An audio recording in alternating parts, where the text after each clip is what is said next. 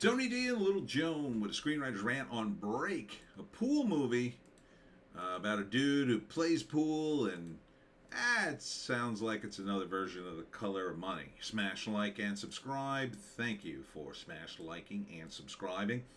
Check out my books. The links are in the description. Comedy horror, in South Jersey. It's the Pineys. Books 1 through 14 available at Amazon.com. Don't forget, Kindle Unlimited is free.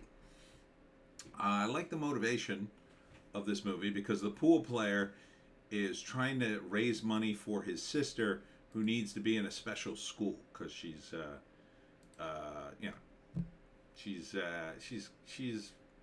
got like Down syndrome or something like that. So he's got like a good motivation. He's trying to make money. He's a pool hustler. His dad was a pool hustler, but he was killed, and of course, I don't want to go down that path. But he's just like his dad in some respects, and so he starts hustling pool, and he's not supposed to drink or gamble, but he does. Somebody tells him you can't drink or gamble. I'm not sure if that's the woman who runs the crew of pool players, or if that's like his parole officer or something. But he's got a girlfriend involved, and then he loses a big game. See, this is the woman who tells him he's got one last game. One last game. He loses for $25,000, and then he gets a rematch to try to win, and then he's going to make all the money for his sister. So it's not a bad premise. Written by Dekega Hadnot, and Spencer Mandel and Will Wernick. Directed by Will Wernick. Starring Darren Weiss.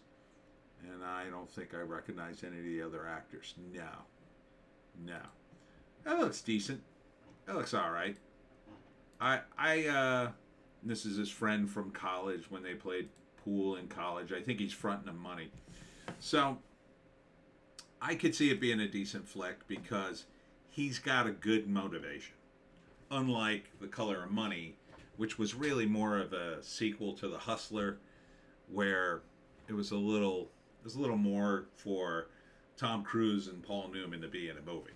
Essentially, it's a good movie though. I'm not knocking that movie. I love The Color of Money, but this could be decent. I think it could be decent. So first act, he probably is playing in college, and he's a good pool player. Maybe he hustles a little money, but it's all in good fun. Then he graduates, or he gets in trouble. He gets kicked out of college, maybe, and he ends up, and now he's like stuck in a blue collar job, and he's not going anywhere, and he's trying to make money to help his sister and his family, but he can't make enough money. And one day he's playing pool, and some shifty guys are like, "Oh, come join our crew. We'll make some real money." And maybe he beats them or whatever.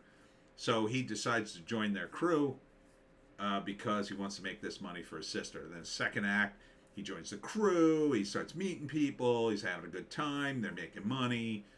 And but maybe it's not enough, and he's got to make more, or he gets in over his head with a big score, figures like, oh, I'll make this big score and I'll be out.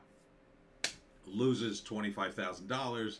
Now he's in trouble, maybe with the crew. I don't know if they fronted him the money or whatever, or now he owes everybody. And, he's on such a winning streak. And in the third act, he gets a rematch with the guy. Will he win? Will he lose? I predict he wins. He wins, he gets the money for his sister, and all is well. That's not bad. That's not bad. I could watch a movie like that. I like that because it's probably going to be a happy ending. He gets the girl. His pool buddies are happy. Everybody's happy except, the guy who tries to, rip him off. So this is starring Jeff Kober and Darren Weiss. Oh, okay. So I didn't see Jeff's name on the. Who the hell could read the credits? Why do you make the credits so small?